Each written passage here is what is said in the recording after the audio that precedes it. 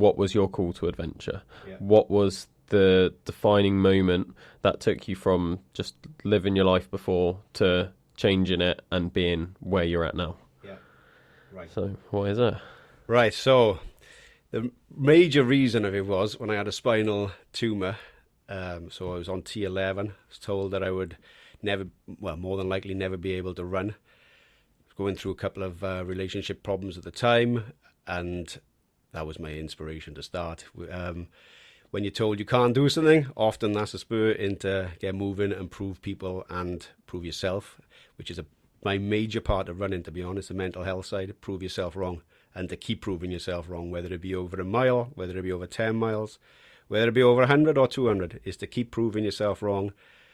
Other people don't really matter, if we're honest. It's always about self, how you feel, and how you make other people feel, not what they think of you. So yeah, that was my real start into running and adventuring. I delayed having to go at jiu-jitsu until this year because of that spinal fusion.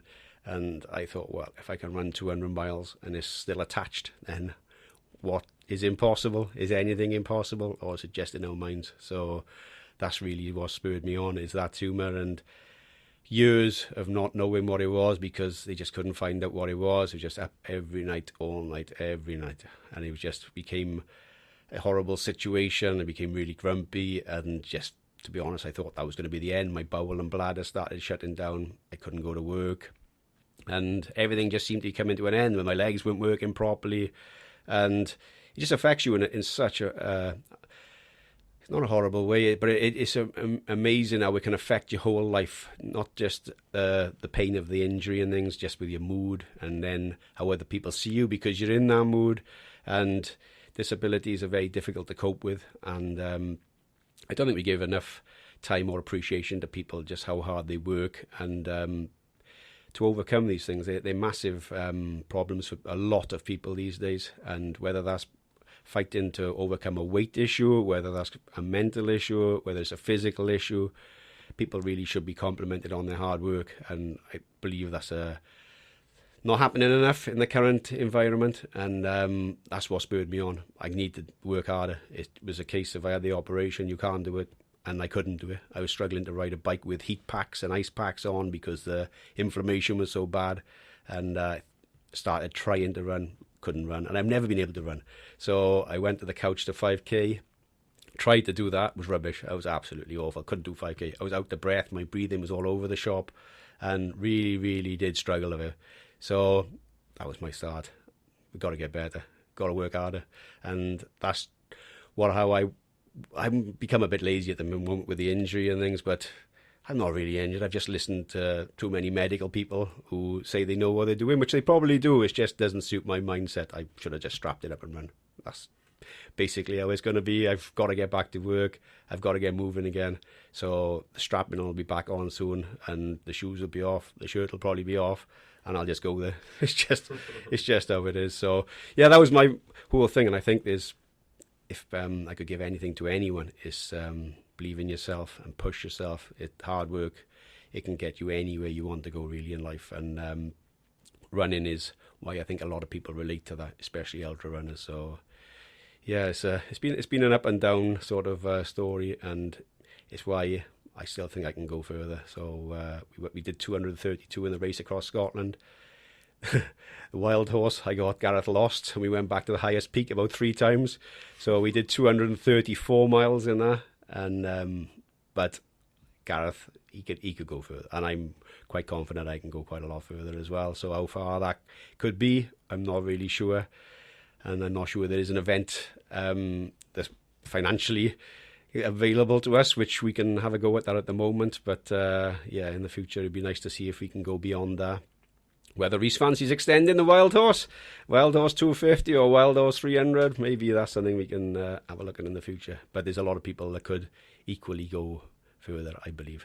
So Nathan being one of them, who's a very good runner. So yeah, and Naomi and people that were on the Wild Horse with us the first time round. So and there's a guy in the race across Scotland, Scotty Hussein or Hassan, I think it was, that actually ran back. So he did the 220 miles race and then actually ran back to the start after the event, which is absolutely insane, isn't it? So yeah. So that just shows. Obviously, the way back was a lot slower, and I should imagine he made it a bit of fun, which is the other thing, is to make all this activity fun. But yeah, he actually went back to the start, and they showed him on the actual site with him going back to the start of the event, like, which is absolutely bonkers, isn't it? So it shows what we're actually capable of, and nothing is impossible. So yeah, so that's really where this all began. So how did you go from not really being able to do couch to 5K to then running 200 miles? Because that's like, how long did that take for a start? I think I'm not a runner, and I mentioned before about a lot of runners don't even acknowledge me. I'll run past people and I'll wave and say good morning, and they'll blank me. Maybe because they're in their own pain curve, I don't know, or tunnel.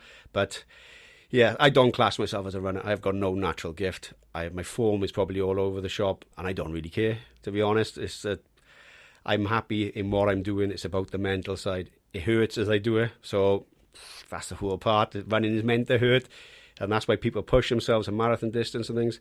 But it's really slowing it down, and if I could give anyone any tips on running, it would be to try to make it fun, try to make it enjoyable, whether you do that as yourself or part of a group, maybe a WhatsApp group or something, but involve other people in it. Me and Gareth, when we do the events, we bounce off each other, and we laugh and joke and take the mick out of each other and make each other feel terrible all the time. And it always comes back to a laugh and a smile. So when we arrive in every checkpoint, people are laughing and saying, how come you two are always like this? So Couch to 5K was not dissimilar, to be honest, but I was probably laughing at myself a lot of the time and thinking, what on earth are you doing? You're not a runner. You can't do this. And a lot of people would stop at that. But because I found it so difficult and so hard, that's where my mind actually goes. It's like, right, you can't do this. This is impossible. You can't do it. And that's what spurs me on every time, same as with my spinal issue. If you can't do it, you can. It's just you're not working hard enough. And that's what it's. Most things in life are the same. And if we don't, so we can't do it, so we stop. But the reality is, we're just not working hard enough. We're not putting the work in. So I started putting the work in, doing as the Couch to 5K app advised and the online information. Started working on the breath. I think the breath is huge. Wim Hof method, Tony Riddle. There's loads of people. Gary Breckler. They've all got different breathing systems. The military way, like 4 times 4, was it box breathing? So you breathe in for 4 seconds, hold for 4 seconds, breathe out for 4 seconds, hold for 4 seconds, and just keep going in the box system. There's so many different ways. But by using the breath on the Couch to 5K, that's what actually changed it for me, is that I was almost hyperventilating. I was breathing too fast. I wasn't controlling my breath. And that's what was making my heart rate go up. And by really slowing the whole process down and analysing it, that's when I realised that, yeah, it's not that you're a rubbish runner as such. It's just you're not working your body as it needs to work. The body, it requires oxygen, it requires a cooling system, a bit like a car.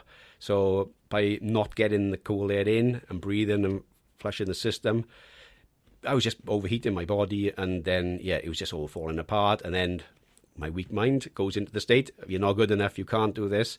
And then we work ourselves up. I think there's a lot of people who are exactly the same. They'll start trying to run, and I can't do it. They'll give up or whatever. They'll chuck the trainers in the cupboard. I'm almost the opposite, in that if I can't do it, I got to try harder. And that's how we just sort of progress from there. So that was the Couch to 5K. And then it went to, I sadly lost my sister. So real heartbreaking time, and really hard for the family. And it was with cardiomyopathy. And the Caerphilly 10K came about. And a friend of mine just winded me up and said that, I'd smash you in that. I'd been running around Boot Park, I've been training on the treadmill and everything. Is that how it goes, is it? So he was training all flat and working on pace. So, right, okay. So I literally had 3 weeks to get ready. So, right, okay, signed up. So I took to the hills, the ultra way, really. So went up in the mountains and things, and really slow, sort of hiked my way up, trying to work on the sort of Couch to 5K basics. Sort of hiking my way up, and then get to the top, start running again, and really just using that system. And felt pretty good, to be honest. I felt pretty fresh going round, came to the actual event, and he flew off. Absolutely blew me off the line. And I'm thinking, I'm in trouble here. I think we put a wager on it, a couple of quid or a drink or something. And got to by Lansbury Park going up, and there's a slight gradient. So, there he is, look. So, Goggins I'm a massive Goggins fan, and I think slightly different to him, but I love his systems and I love his sort of outlook, and his mindset is just brutal. So if you go behind someone, and there's a lot of people that measure you in these races and events, and they're looking at you thinking, I can take him. And you should never judge a book by its cover. You should never do it. There's some people who are just a different shape, but they're extremely good athletes, and they're absolute savages. But I pulled up alongside him. Oh, how are you doing? Like, where'd you come from? Like, just sort of breathed in his ear, sort of thing. We had a bit of banter, and off I went, and just left him. And he was like, flipping, that hill killed me, so I beat him by a couple of minutes in the end. And the way that I found to work that was to try to latch onto someone that I knew was better than me in front, and I tried to live with them. So I tried to stick with them, and that's how I tried to sort of slowly improve on the race and got to the end. I think I did it in I think it was 44 minutes, 59 seconds. I think it was just under 45 minutes, I believe. And thought it was a good day. And they raised a bit of money for cardiomyopathy and things, which was what it was all about, in memory of my sister. And then I did the Cardiff half. Same sort of philosophy. So, like I mentioned, the math theory earlier, it was a basic version of that, really. Slowish training. When it came to the event, just try to output as much as you possibly could. And really did suffer on that Cardiff half. It was for charity, and I felt very emotional because that was, although I did the Caerphilly 10K in sort of preparation for it, that was the event that I had sort of wrote down as the event for the actual charity Cardiomyopathy UK. So felt very emotional on the way around, thinking of my sister a lot. And it was a very difficult time, but it was to show my family's strength. My niece was always been a massive part of my life, as her and other people that were affected by the illness as well. My brother-in-law, my parents, and other families involved as well with their cardiomyopathy UK and other diseases as well. It was just or illnesses. So yeah, it was just felt very emotional. I blew up at Roath Park. Have you ever done Cardiff half? Yeah, blew up totally. Just nothing left, and that's when you think, hang on a minute, just hang on, just nothing left in the tank. Everyone's clapping and shouting, and there's a absolutely tremendous atmosphere on Cardiff half. I did London this year. I put Cardiff half up the same. People say London is the best race ever. Welsh people are amazing. They get behind you. The old people were out at the homes there. They had bands on. People are clapping. They're shouting your name and everything. And yeah, it's just learning how to hang on when things get difficult. And like I say, my mind's rather weak. I quit too easy, always. And I give myself a real hard time over that. I always want to quit. So I know I messaged you last week about the podcast. I get quite apprehensive and suffer with a bit of anxiety about it, which is another reason. Mental health's a huge thing to me. So when I was in difficulty there on the race, I'm thinking, hang on a minute, just hold fire, just try to keep going. And you want to stop. Everyone, well, not everyone, but lots of people are walking. They all want to quit and this, that, and the other. You see people pulling over to the side. They're holding their hamstring. There's probably nothing wrong with it. Do you mean? It's just they're probably battered and they think they're going to. So I just carried on, slowed it down a little bit, brought the heart rate down a bit. Oh, hang on a minute now. I feel a bit better, a bit of a second wind. Yeah? So off we went again and just had this crazy sort of adrenaline kick and got to the line. And yeah, I think that was under 135 just about. And like I say, I've got no gift. I was quite a lot heavier at the time. I was probably 13.5 stone as well. So I'm probably about 12 something now. But yeah, it's when you're carrying a bit of extra weight, it's difficult, isn't it? So big gym goer. I love the gym as well. Not that you tell, but I just love weights because it gives you a personal challenge. So finished the Cardiff half. And I just started running and trying to learn how to use running to help my mind, really. It's a fantastic tool. And for anyone that does struggle with any situation in life, just getting out there in the wild. And whether you use a lap, for instance, and just go into your own little world, podcast on, whatever, zone out, have your own you time, or whether you're out in the woods, which is where the barefoot comes into it and things, you feel so close to nature. If you've got no shoes on, no shirt on, you can almost feel the birds landing on your shoulders. You can hear every twig crack. You feel the leaves. Like when you're a kid and you have the Play-Doh, you put your hand, you see your feet prints and things. You feet prints and next to bird sort of marks, and it's just incredible feeling, and to be in the woods and to be in the wild, in the fields. You feel the heat off the earth. You just feel so many different things, and that's why it's so good from a mental health point of view, and that's why it's so good as an escapism as well. I think that's a big thing for a lot of people these days, in that they don't know how to escape. So a lot of people may go to the doctors. First thing they do is, I think, they must be on a discount or a bonus for putting on tablets. So you'll be, oh, you need this tablet. A lot of the time you could sort of self-help by getting out there, breathing the fresh air, just escaping into a woods or into a field and feeling that energy and just taking things in, slow the breath down again and work at that. So that's really how I started, was to try to make the runs a little bit longer. I didn't know Gareth, my friend at the time that I was trying to do this. I was pushing, and some other boys in work said, why don't you do ultramarathons? I'm not interested. Do you know a guy called David Goggins? I'm not interested. What do you mean you're not interested? I just want to go as far as I can, and I just need to go there. The separation was happening with the kid's mother and things, and family court were discriminated against me, really. Everything was going wrong. Seemed to favour, not sure it's the same for everyone, but they seemed to be favouring the mother, and it just didn't seem fair. I was just being sewn up and things and having hassle seeing the kids. So there's a number of issues going on. I was over the surgery of my spine, and I was thinking, you know what, just keep pushing yourself, see how far you can go, and that's where they just became interested and thought, you can go a lot further than you think. And at the time, I probably would have thought the 30, 40 miles was my maximum. And then I can't remember how I came about it, but I looked at this guy Goggins and started listening to the words and everything, and you can't hurt me, and it still comes into my mind on ultra marathons and things now, when my shin cracked on the race against Scott 80 miles to go. You can't hurt me. This is nothing. When I was losing my kids in family court, I actually didn't lose them, but it felt like I was going to lose seeing them and things, and you just can't hurt me. That's nothing. When you lose a loved one, or whether you're going through an illness, there's so many different things in life which are so much harder. When you put yourself in the, it's only a little bit of pain, really. Do you mean? It's a crack, it's hurting. Yeah, it's quite painful to me, but you can't really hurt me. It's just there. Do you mean? It's like toothache or whatever. It comes and it goes, and you just make that sort of happy time come along, laugh and joke. It's always there, the pain, but you just can't hurt me. There's so many other things which hurt a lot more, isn't there? So the loss of people and things as well. So yes, looked at him and his can't hurt me and his other expressions, and they've just motivated me.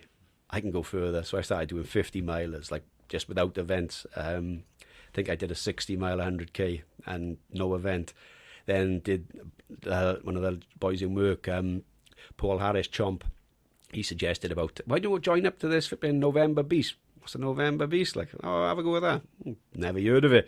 What have you got to do? You run a mile on day 1, 2 miles day 2, 3 miles day 3, right the way up till the 30th. The last week you're doing 23, 24. All right, that seems okay. I'll have a go with that if you want. So signed up to it again for charity. And if I can, I mentioned about the charity events. I'd always like to do it for charity. I think that we've probably asked too much of people, and if anyone can suggest ways of helping a charity without actually asking for money, whether it be, I don't know, there's got to be ways to do it, whether it be promoting them, whether it be advertising. I'm not really sure, but there's got to be a way of making a big difference to people's lives without actually having to ask for the money all the time. I'm not sure how to go about that, but that's a big thing. But yeah, did that for charity.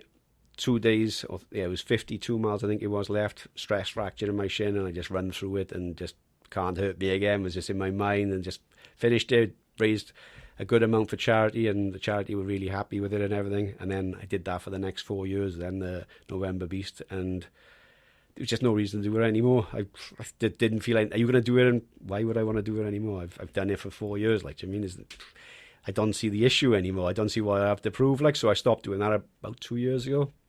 But then we started trying to go further with Brecon to Cardiff. That was through the storm, electric storm and everything. Every other race was called off. But no, we're ultra runners. We're going to go through the storm. What do you mean we're going through the storm? Well, there's thunder, lightning, no park runs, no this, no that, but we're going. So Gareth's wife, Louise, she said to Gareth about you can't run with an ironing board on because it was all for charity, ironing board, iron and a shirt. Plus you have the full ultra kit as well. So it's not as if you get away scot-free. You've got everything on board. So yes, we stepped outside. Yeah, sure enough, it was absolutely torrential coming down the canal in Brecon, almost blowing you into because of the board puts you off. And my spine doesn't like it at all, the board, to be honest, especially with the wobbling and things.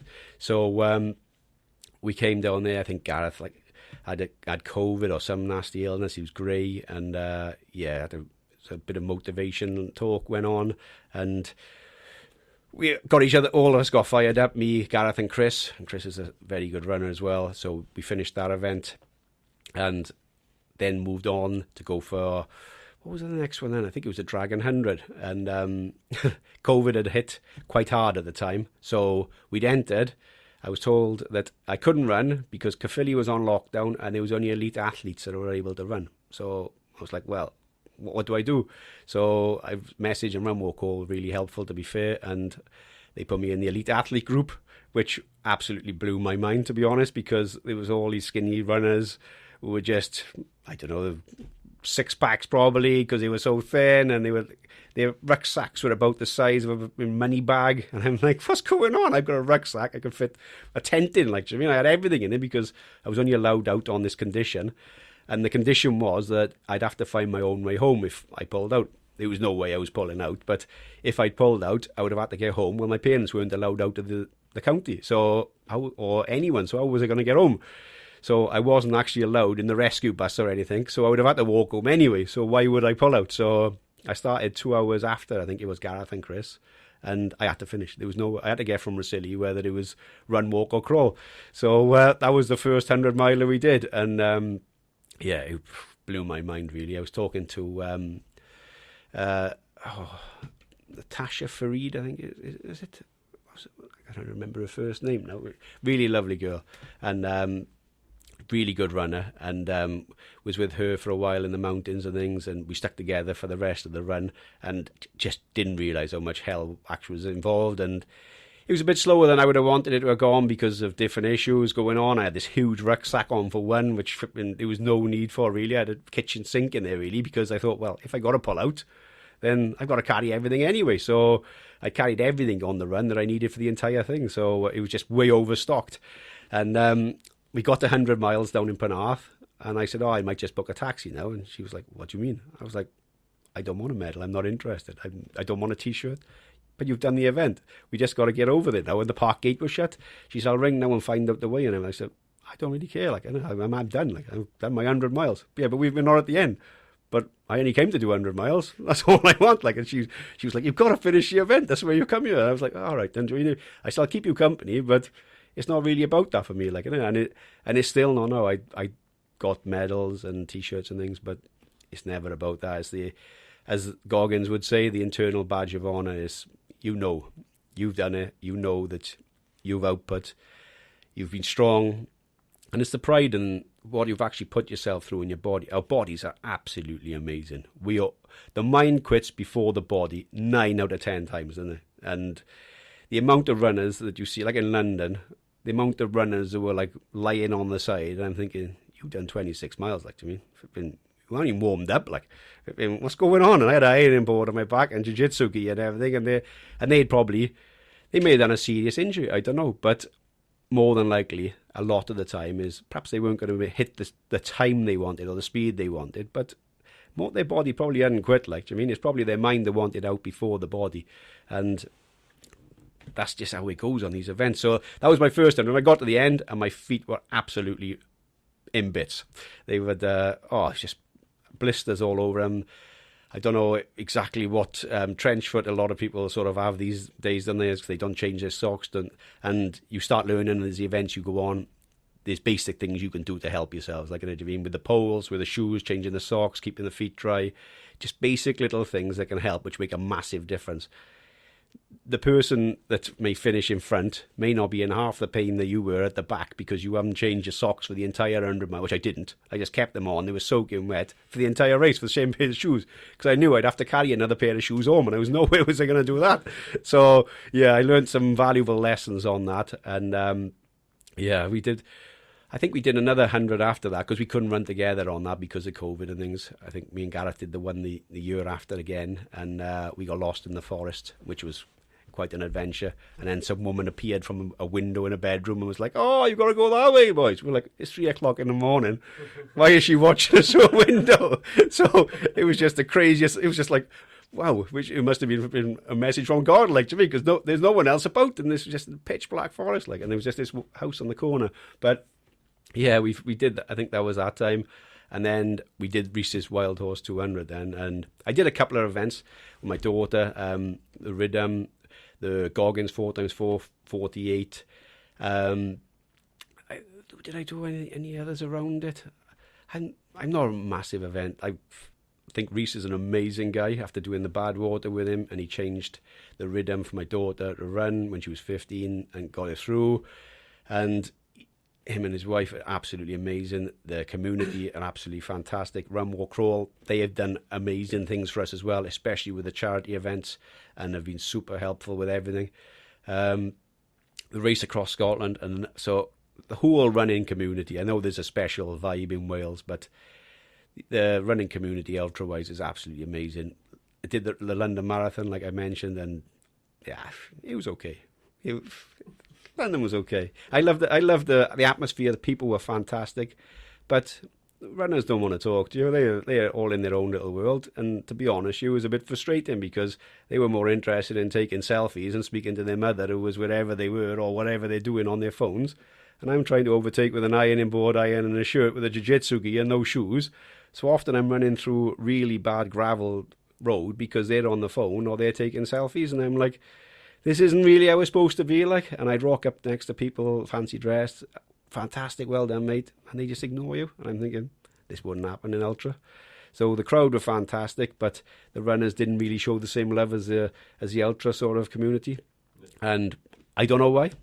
Maybe because I was different again. I'm not really sure, but I think helping each other, and the crowd were fantastic cheering for people that were struggling, but I think there could be a lot more helping each other within the running community and just positiveness. I would like to see that, because I know they must be within clubs, they must support each other, but when it comes to other people, they don't seem to support other people as much, whereas in ultra, you're basically all one club as soon as you start off. So that sort of love and vibe would be great to have seen that up there, and it would have been nice to have felt that, whereas I felt I was pretty much all on my own on the course. My daughter started it with me because I waited for her, because she dislocated her knee 3 weeks before the event and she still did it. So I waited for her at the start, and then I'm sure she hid from me so she'd lose me, so she was embarrassed with her at the ironing board.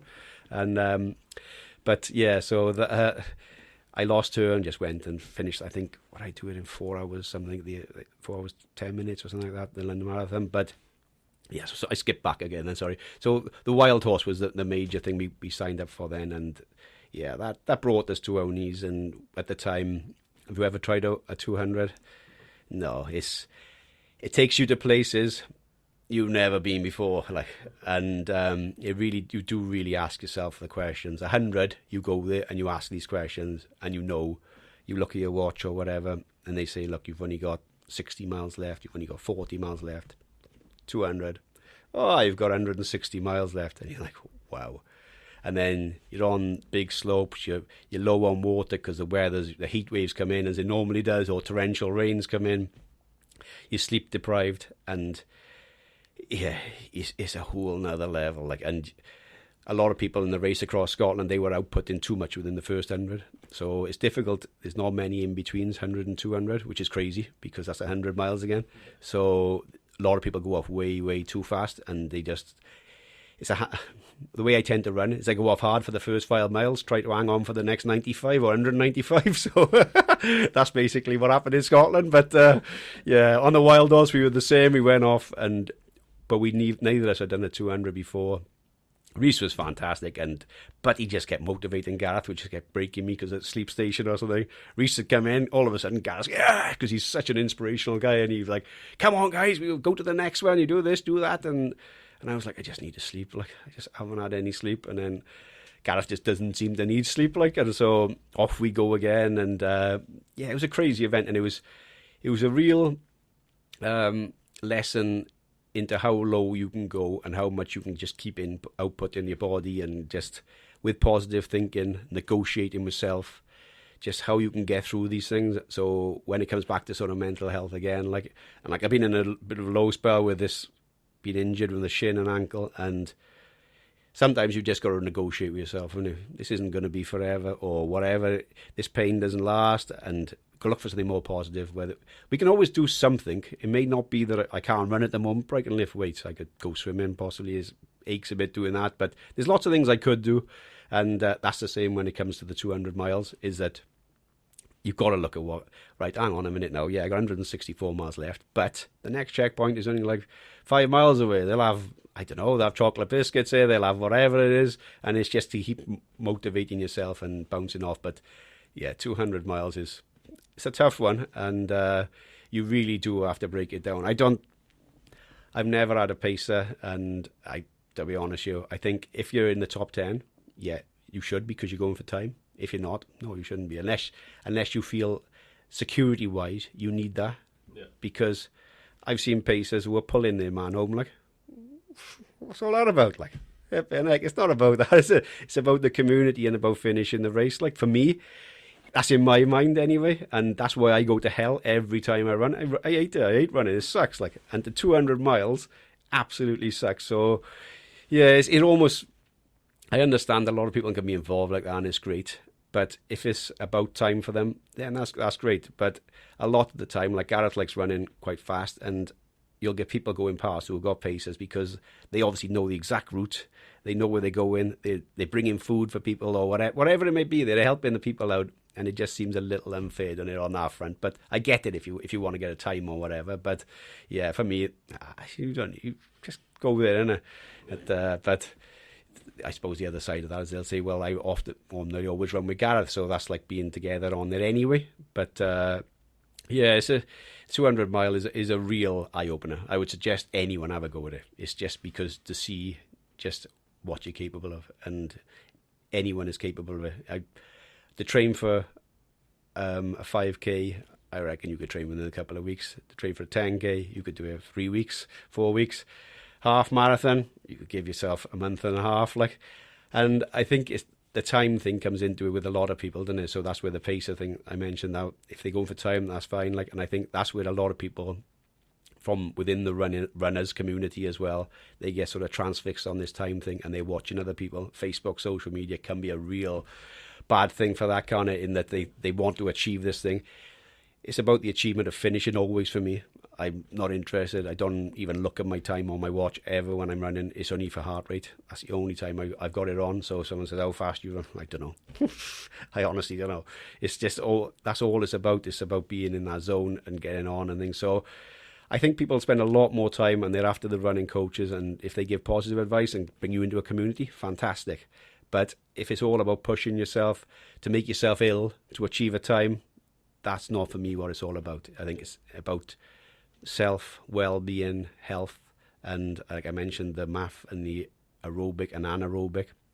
And if you're staying in the aerobic, that's promoting good health, and that's what everything should be about, whether it be about fat loss or losing weight, whether it be about improving your overall health or mental health.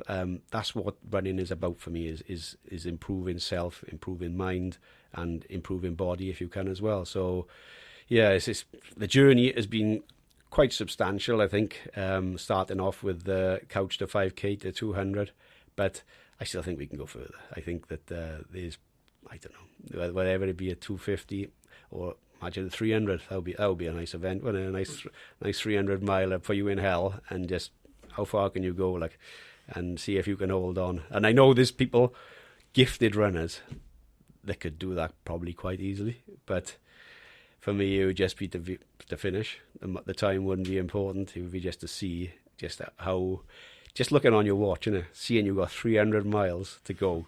That's just tough, innit? That's tough on the mind. So, yeah, it's don't think I could do a barefoot, mind, I got to be honest. I'd like to try a 50 when I've get fixed now, barefoot, so I don't know sure what, if you've got one to recommend, an ultra marathon, a 50-mile ultra marathon barefoot, I'd like to try that. I did the London barefoot, I did the Dragon 30 barefoot, which was tough on the ballast and gravel on the coastal path, but I could have gone further. It was just the pain of the actual ballast and gravel that really, really did bring some serious pain that day. But finished it, so I could have gone further. So it's I'd like to try a 50 barefoot, no shoes at all. And a lad in Scotland, he actually in the Vibrams actually did the whole race across Scotland in Vibrams, I think it was, and that's pretty incredible because some of that terrain was rough.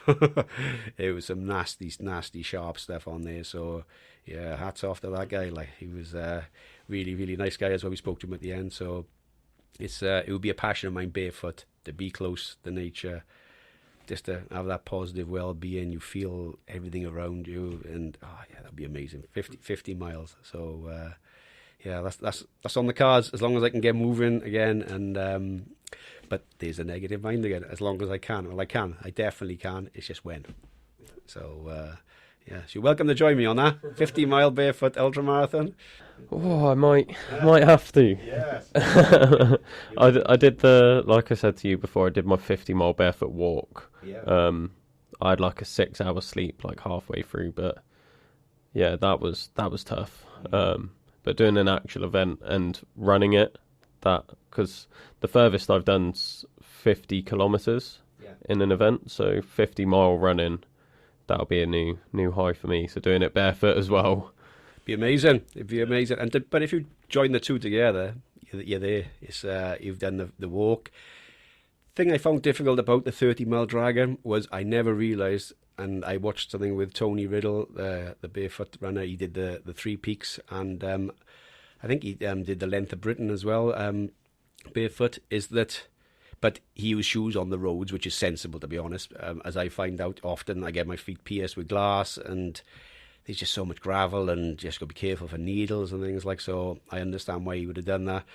But the thing that I found tough is the form changes. So when you're walking, a lot of the time, and he mentioned it the other day, you got a rocker, so you put your foot down, and so you heel first, sort of thing.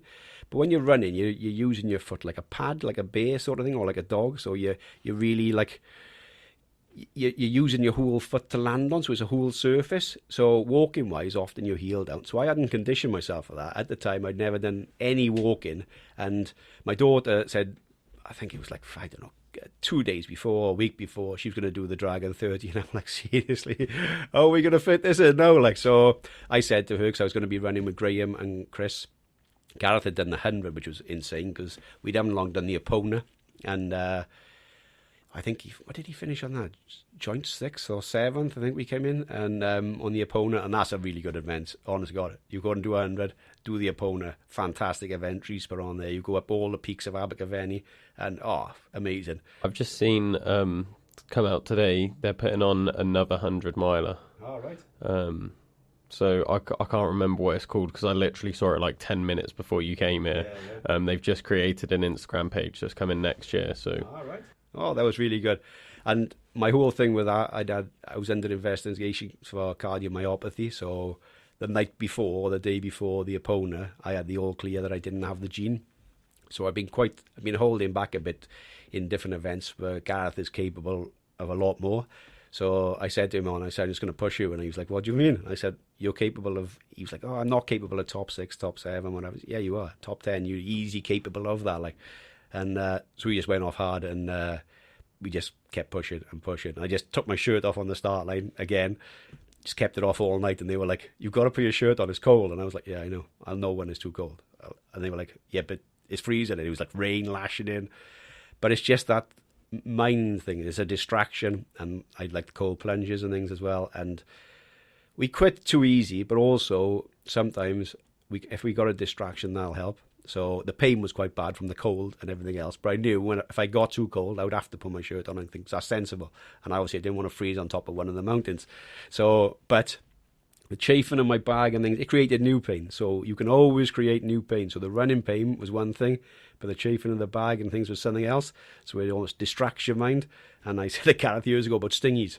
I said, if you're on a run and you hurt something or whatever, I said, run through some stingies. He said, what are you on about? Like, and I was like, the stingy pain will take over any other pain you got. And he was like, there's something wrong with you. Like, and he's done that since. He's run through stingies. He said, because honest to God, it does work, like, do you know what I mean? But yeah, the opponent. So I just booted all the way around. And I mentioned Smudge before, the guy who does Tesla treatment, and incredible, really good with vitamins and things. And I've changed my diet, and I put on magnesium and vitamin C, vitamin D as well. So he's changed quite a few things, been having these Tesla charges and things on it, and I felt fantastic. I had done very little training. The furthest I'd run all year was the London Marathon, and did the Epona 100 and just pushed him all the way. It felt great at the end as well, which is amazing, because thought I'd be battered, but I felt really good, felt fresh, and thought, right, great, that was it. Like, and we finished, I think, joint 6, 7, something like that, with Chris Buckley, one of the other. He's an amazing runner as well. He was supposed to have done Dragon's Back, but had a back injury just before, so he had to pull out this year, so he's in that next year. But yeah, there's loads of amazing people on the community and things. But yeah, Reese's ones are always a bit special. He's a really special guy. His wife's amazing, and the guys they got around him as well, they're all very supportive. So and the aid station people, checkpoints, good fun as well. So yeah, I have to mention it to Gareth, because I know he's looking at different events, but I've told him unless he can do something for charity at the minute, I'm retired. So we'll see. I have to have a look. But yeah, definitely have a look at the Epona. Fantastic race. Yeah. You've mentioned a few times about like barefoot running and an ironing board specifically. Can you tell me more about how you got into those, and like why an ironing board out of everything? Yeah, so the ironing board, this is Gareth's ingenious idea, again, as one of the managers in my work said.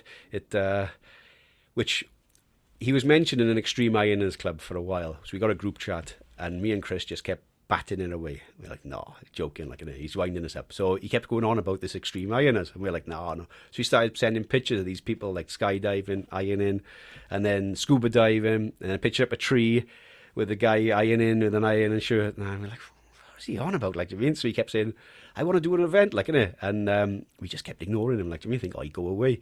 So this happened for quite some time, and in the end, he started sending us a rule book, and we were like, what, seriously? Like, do you mean? But little did we realise he doctored the rule book to put all stuff that he wanted in there as well. Like, so we were like, so there was a bit of comedy involved as well. Like, but then he started to send us the actual rule book. So there is actually a legit club of extreme ironers around the world, right? So you wouldn't believe it, but there is actually extreme ironing club. So a guy in the London Marathon said to me that he was one of the founders of it, and I don't know if he is or not, but he was saying to me, Andy Farrell, I think it was, and so he'd started it for suicide awareness, because he'd lost a loved one through that. So he said that he was one of the founders, but I think there's a club, like I say, around the world as well, which is the one Gareth was mentioning on Facebook and everything. So we considered it. That was as much as we could say. Like, and me and Chris said, oh, we'll have a look. Like, and so you had to have a standard size ironing board, a standard iron with the lead on and plug and whatever, and a shirt. And then you had to stop at some point and iron, whether it be up the trees, whatever it may be. So that's the rules of the Extreme Ironing Club, is you get the ironing out and do the ironing on the way.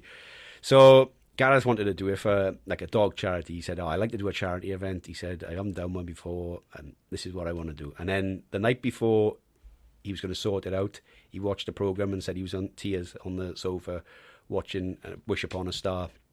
And he said, it broke my heart. He said, we have to do something for Wish Upon a Star. And I said, oh, I've heard of the charity, and Chris was the same, but we didn't realise just how heartbreaking it is, really, and how much help they do give a lot of people. So it was like, right, yeah, we're in. So that's how it all started. So Chris came up with the idea of ways to carry it, because Andy was saying you've got to carry it in hand, which for a marathon, yeah, possibly you can do that and carry it, but safety-wise, not really a good idea. But the idea was, Chris, with we had a surfboard holder, was to put it on our backs, so strap it on and tie it in place and things.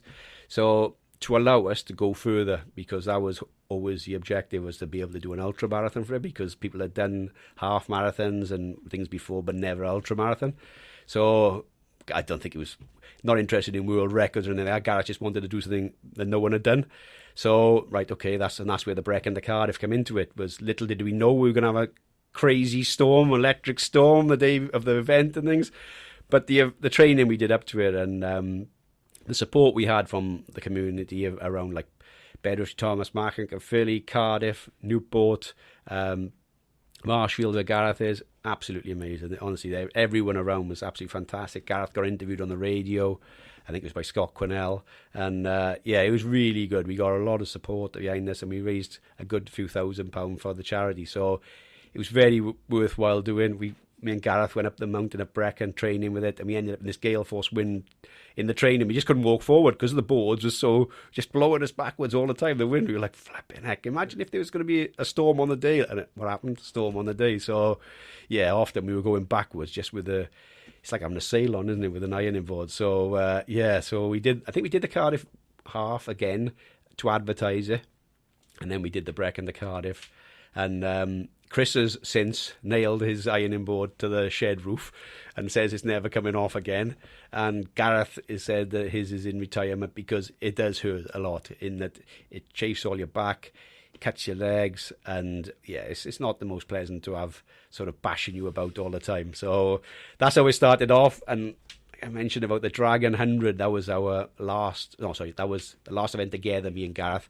Chris ruled it out because he wanted to do the event and wanted to finish it all and things. So he said, I'm not going to take the board.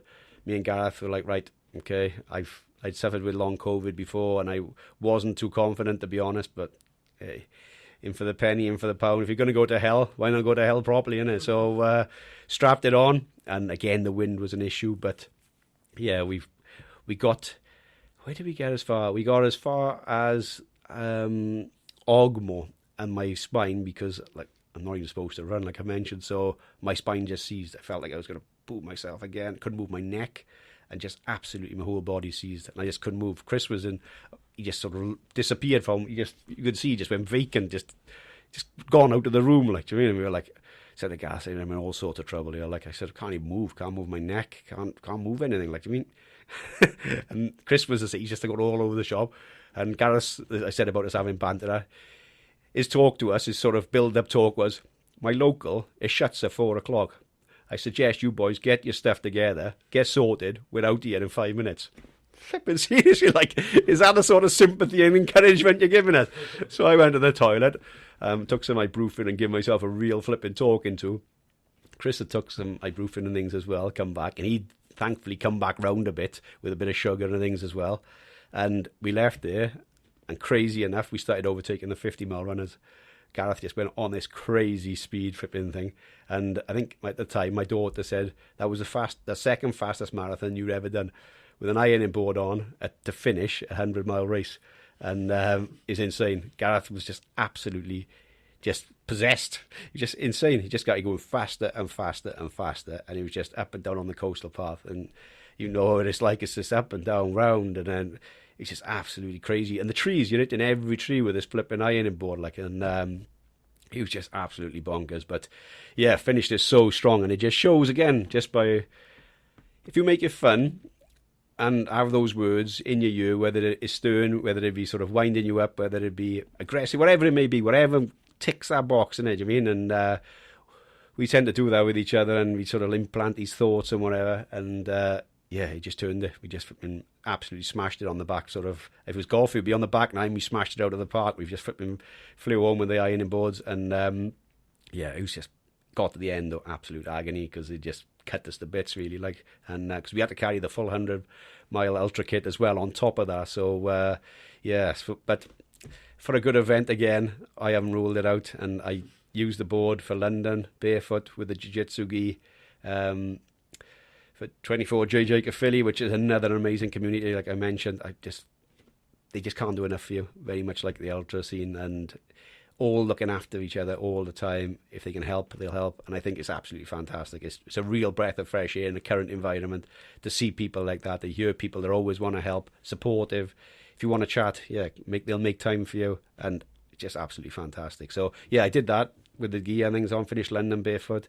Did Caerphilly then in full gi, so had the jacket on, the belt, the trousers, barefoot with the board and things, just to sort of promote the club. And it was a group of us did it, so it was, I think it was 10 of us of the 24 JJ Caerphilly did it, and real good fun. It was good fun. Even people that don't run from the club got out and did it. One boy did it in Crocs, so he did the Caerphilly 10k at pace as well, in Crocs and everything, like, you know what I mean? So yeah, it's a real amazing community, and it's something that I've learned mental health wise. Again, refer to that. Try to connect with these communities, even if you're not capable of ultra at the moment. You can walk it. Most of these events at times, so you can walk the events, hike it.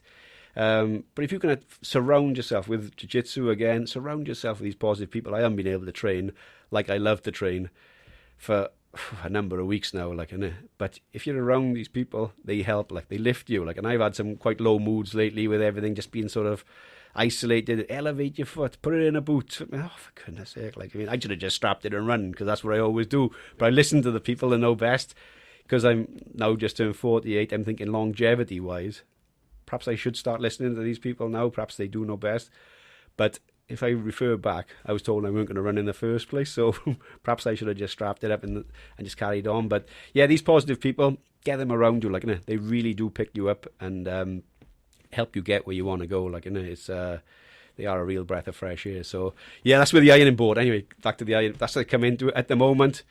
They're in retirement. I'm trying to persuade Gareth to bring it out again for, I don't know, maybe 200. 100's impossible, right? 100-miler is... I think it's possible for anyone. It just depends on if you put that positive person around you and you put the training in. I think most people could possibly achieve it. It's a huge ask, but if you're mentally strong, I think same with a lot of other sports. If you're mentally strong, the physical side, like with food as well, like they say the training's in the kitchen. I think with ultra and these endurance events, I think a lot of it is mentally. If you can really condition yourself mentally when it comes to the event, even when you're at absolute agony and things, you'll still get through it. So if just surround yourself with these people and the positive talk and everything. So I think they're a big factor in it. Like, and if you can get people to put seeds in your mind, like Gareth did on that 100, and things that I've said to him before, like about Maddock, his son, when he says to him about the Goggins rule, like, when you think you're done, you're not done. And was it the, I can't remember the rule now, is it the 70-30 or something? I haven't looked at a lot of Goggins stuff lately, but there's lots of things, like, which come into play. So if you can play with people's minds and get them in to see that it's not impossible, like, do you mean you could walk however much is left, like, do you mean this, and you could walk the entire event at the pace that, like I said, about the time that's provided. So yeah, 200 miles maybe. I don't know. I don't think Gareth's up for it at the minute. Like, he wants to just enjoy the 200 mile. Like, he's signed up for the Wild Horse again with Reese.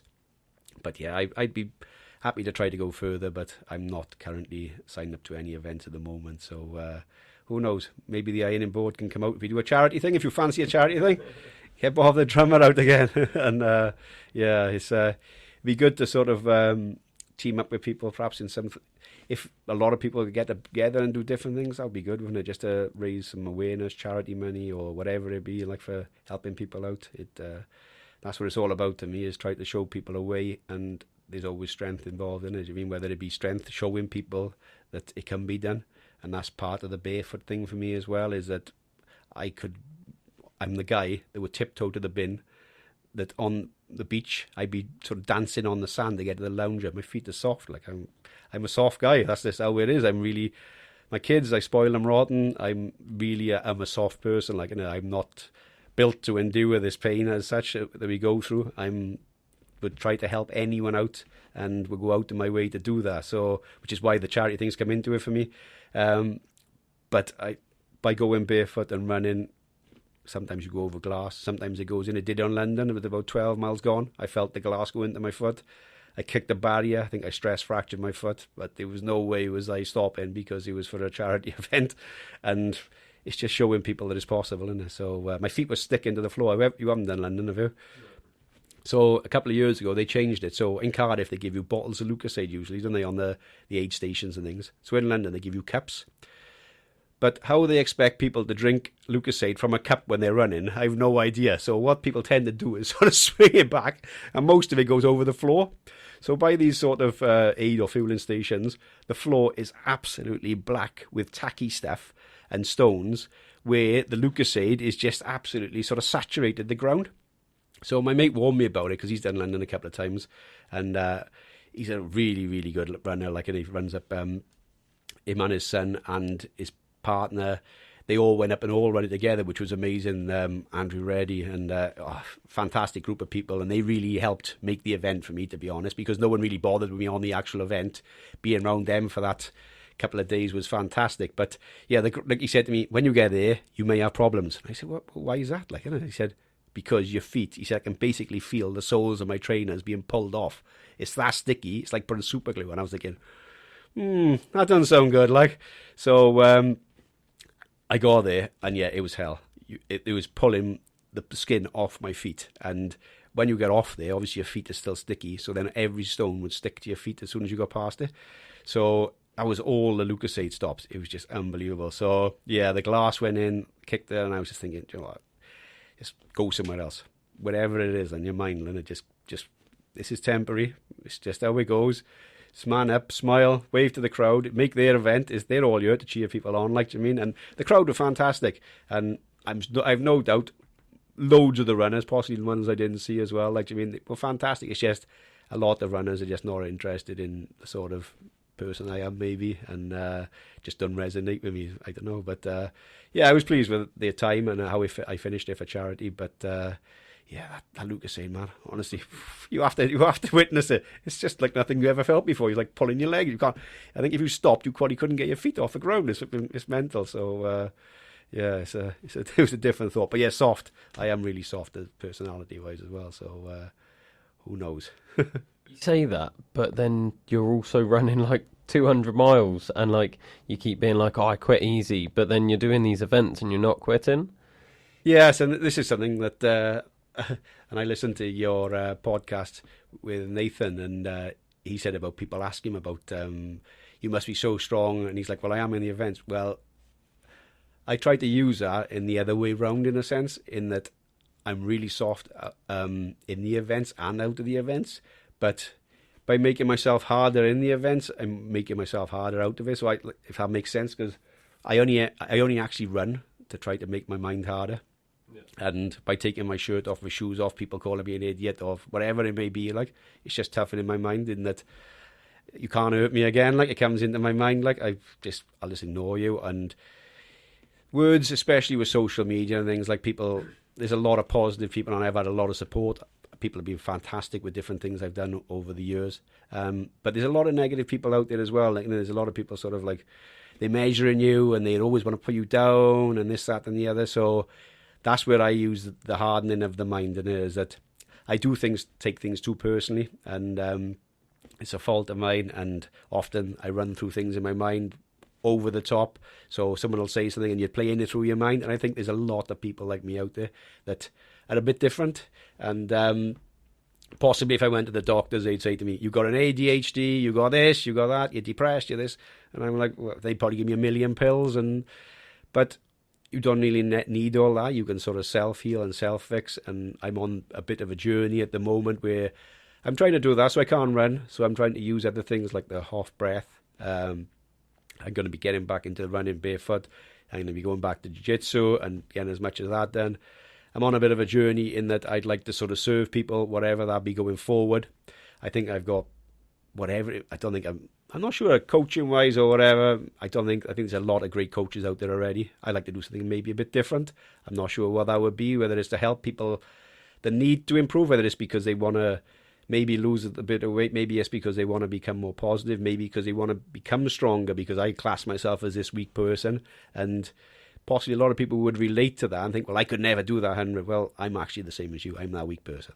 But I've trained myself to actually, when it comes to it, unless my leg snaps, I ain't quitting. Like, when it's fractured, I'll tape it up. It's just how it goes. Like, I know I can run on a stress fracture. I've done it twice now, and I would do it again. It's pain. Yeah, don't get me wrong. Pain is pain, but it's not pain as in if you lost someone or a loved one, or as if it's a serious medical condition. Like, my leg is still attached. Like, so yeah, so that may be something, or it would definitely be something that I'd love to move into in the future, would be to help people and serve people to, in a positive manner, to improve their lives. Yeah. And by improving their lives, it would improve others' lives, and that would be something I'd love to do. So yeah, barefoot, really close to nature, really close to everything. You feel everything, you see everything, it's all around you, and it hurts. It does hurt. I'm not going to lie to you. People have said, I want to help you. First first couple of months, as you probably do, you have blisters on your feet or like?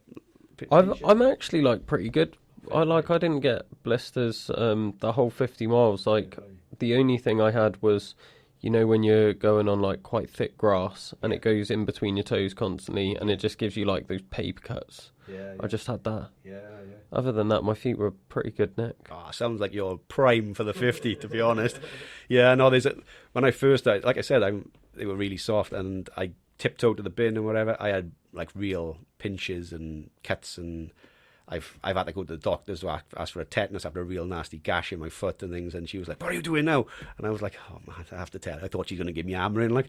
And she said, "Why are you doing barefoot?" I said, "Yes." I said, "I want to do a charity event or something like that." "I love it. I love it." She said, "Yeah, do this, do that, do whatever." The thing you've got to be careful of is dog's muck and things like that, because that could infect and that obviously could lose your leg and things. So even with ultra and barefoot and things, there's always precautions you've got to take. And you can't just go out there and say, "I'm going to run 200 miles a day." You've got to build up to these things. Same with barefoot running, is you've got to build, as you found out with the walking, it's not something you could just go out today and walk 50 miles. You've got to condition yourself. So not only mentally, and I think physically, you wouldn't have had to walk 50 miles before. But as long as you can know you can walk 15, 20 miles, you would have made it to 50. And I think that's the same with ultra running as well. If you can get to 50 miles, you can get to 100 miles when it comes to a run walk. And if you can get to 200 miles, you can get further. So I think this endless sort of thing is just how much can your body actually take before it actually gives up. But yeah, barefoot is fantastic to walk 50 miles. There's a guy that's just walked right over America or something, only barefoot. Have you seen that guy? No, have a look. He's just my boy. Because I've always tried to walk barefoot just to I'm trying to strengthen the theory behind it is it strengthens your ligaments and things, doesn't it? Ligaments, your joints and everything, because the new Nikes or whatever, Hokas, they put all this support and things, but it's actually wobbling and changing your balance, isn't it? So those ligaments, cartilage, whatever it may be, are no longer needed, so they become weak.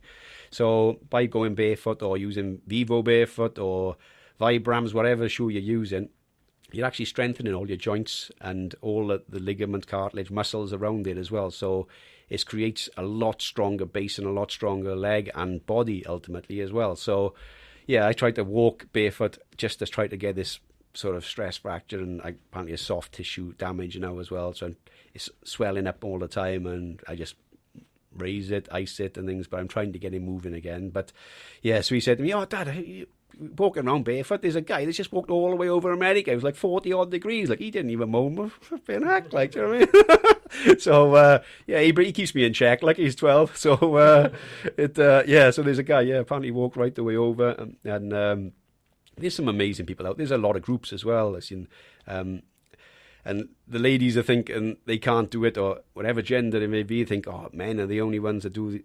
Women are so much stronger. Courtney DeWalt, they reckon that women are far better at ultra events than men because they're far stronger mentally, and I'm not going to argue with that. I think it's so true. Like, perhaps all the men want to prove me wrong. I don't know, whatever gender you may be, but yeah, they have got that grit, haven't they? Do you know what I mean? It's just, you see some things that happen and things, like, it's just absolutely incredible. Like I mentioned Natasha earlier on, and she'd had a baby I don't even think it was a year before we did that 100 miler, and then she signed up to a 100 miler, and it was too soon, she admitted it, but there's no way was she dropping out. Absolutely insane. She was like, "Oh yeah, I'm having some real bad issues at the minute, but bear with me, I know I'll come back round." And I'm like, flipping heck, absolutely so strong mentally. So I think there's many lessons we can probably learn off them as well. So yeah, I think you're prime actually for the next the 50 miler, but we'll have to sort something out for that. yeah, we'll definitely sort something. Like, a lot of what you're talking about is like to do with community and stuff. And something I'm really trying to push with this podcast is the community around it. Like, we've got like a WhatsApp group chat for like a few of the guests that have been on, and I really want to start pushing like group challenges, because everyone's used to doing these sorts of crazy outlandish challenges on their own. Like when I did my 50-mile barefoot walk, like, I was alone. Like, maybe I had like some support crew coming to help me out, things like that. Yeah, like Nathan on his 200, he'll be doing that alone, but he did that with like support crew or whatever. But I want to get people doing them together, like a joint challenge, like you're saying with like, "Oh yeah, we'll go out do this 50-mile barefoot thing." it's like, well, we could go out and do. One of my last guests, Kevin, he was like, let's do 100 miles carrying a log, like 4 people, log on shoulder, 100 miles, off you go, lads, something like that. Like, oh, fair play. Yeah, definitely. And that comes back similar to like Bob, your friend, Bob the drummer, and like we met him, and it was an absolutely incredible story. And people, there's so many amazing people, like Ross Edgley, like he did the triathlon and things with that log, and unbelievable, like how you run and cycle, swim, whatever, with this massive log, and I have no idea how he gets them arms mined and things like that. I mean, I'm thinking, well, that's good chicken, like, but there's some really, really amazing people in there, and I suppose relating Goggins to the log thing, there'll be somehow bring that story to that, but to carry a log, the ironing board, you'd be amazed how hard it is. And a log, obviously, you all got to be a very similar fitness or strength or height, because it's going to be changing in it, as you mean, otherwise all the time, and someone's going to be under more pressure at the front. And so, yeah, those sort of challenges are great. And I think there should be a lot more of that out there as well. Like, do you mean? And Nathan, I don't think I'm not fit to tie his shoelaces running. Do you mean? He's an exceptional runner. It's never about finishing in a position for me. Like I say, it's all about just finishing. And I think the top 10, I think, should have paces and things to help them, and because they are going for a time, like, it's legit. Like, do you mean? I'm not. And the weird thing, and people do call me weird for it, I don't take a crew on anything. I'm very grateful that Gareth's wife, and he gets such energy, it's insane to see, like, it's such energy from seeing his family, like, unbelievably going all down, like I say. And when I mentioned about he wanted out on I thought he wanted out on the race across Scotland because his foot was swollen quite badly and things, and he got to see his family, and his family and saying that, because I had suggested he wanted to quit or whatever, like, they were all like, no, and his mood just changed, and he gets such this lift, and they were amazing all the way around, fantastic. But I just don't take a crew. I'm there to suffer. I'm there to be in hell. And same as our first Dragon, I haven't paid my money to have a flipping fortnight on a luxury yacht. Like, do you mean? I know I'm going to hell, and I'll go to hell as soon as I make it. Because running sucks. Like, I love the views. I love the people that's around, like you say, the communities. And I'm sure there'd be a lot of people who would love to be involved in that. There's so many great people around on the ultra community and things. And it's a real lesson for people, isn't it? Because, like I say, a lot of marathon runners or running club people, they push them, yeah, do this, do that, do it, and they don't really get the fun side out of it. And I'm not even sure a lot of them actually get goal-wise. Well, if they want to lose weight, that's not really how you do it. You want to be burning fat all the time. You want to be in zone 2. So by hammering up and down all the time, you're probably going to do yourself more injury than good. Like, so I think there's fun ways of doing it, which don't actually involve pushing someone to that extreme, and their body needs to be healthy and happy. Like, so I think it's a fantastic idea. And the community, when my daughter at 50, this is a real sort of overall picture of just how special the ultra community is. She'd done a couple of 10Ks or races with school and things because she was only 15, and she did this ultra, and there was a guy with about 10 miles to go. He'd fallen in a ditch, but the reason was he had cramp. So she heard her screaming and everything. She thought it was me because I was in front just on the way down the through the ferns and things. And she heard all his screaming and things. And then I said, whoa, stop. And she was like, what are you stopping for? And I said, oh, this guy, he's in agony. Like, anyway, we're going to sort him out. Stop. We got to finish, she said. We're on a clock. No, that's not how it works. Like, this is different. Like, so she'd been involved with the running club and things before, and she was being pushed and everything, and fantastic. She's getting better and doing everything else. But this isn't the running club. This is different. We're here together. Like, we're all here to finish if we can. This is a community. Like, it's not about flipping. It's not really about time and pace unless you're one of the front runners. This is about trying to get everyone else through in it, and that's where you become involved in it. As soon as you get going, there's some people, and I know. On the Wild Horse, she'll give me a kick-in if I get in her name now, but she had the award the year we did it for dragging everyone home, because she managed to get everyone that was wounded and whatever over the finishing line. So there's a group of them, so she had a special award off Reesen at the end, and what a fantastic achievement. So this was the lesson I was trying to teach my daughter. So we stopped, gave him salt tablets, gave him some electrolytes, got him back on his feet. Do you want our poles? No, I got my own poles. Got him out, got him moving. And she was like, And you could see in her mind, like, this is a life lesson. It's no longer about running. This is a life lesson and something she's going to take forward probably for the rest of her life. And this, we look after each other. This is how we are. We're human beings. We stop, we look after each other, we'll help people, and we get people moving forward again in a positive manner. And that's, at the end of the race, that's the thing she took from him most. So what a fantastic community. And she finished, I think it was joint fourth lady or something. And Reese and his wife were like, oh, it's amazing and fantastic. And she absolutely thoroughly enjoyed it, because at the start, everyone went off really fast and it blew her mind. She wanted out, basically, from the start, because everyone had gone off so fast. She felt intimidated by them. I said, don't worry about all them. We'll see them again. What do you mean we'll see them again? They ain't all going to run at that speed. This ain't a 10K race, like. Do you mean there's mountains involved? Oh, and she was like, oh, and really nervous, really nervous for the first 15 miles. And then we started passing people, like, all right, okay. And she started getting in the thing of it. So, but the most that she took out of that race was look after people. So that's why this community is very special. And like I said, the jiu-jitsu community as well is much the same. Absolutely amazing. And I love being part of that special communities and how people look out for each other. So I think that fantastic idea to get people to do things in groups. And also it may push people onto extra endurance or extra strength, and it may be that bit of fun someone needs to sort of up their training, isn't it? So yeah, brilliant idea. Yeah.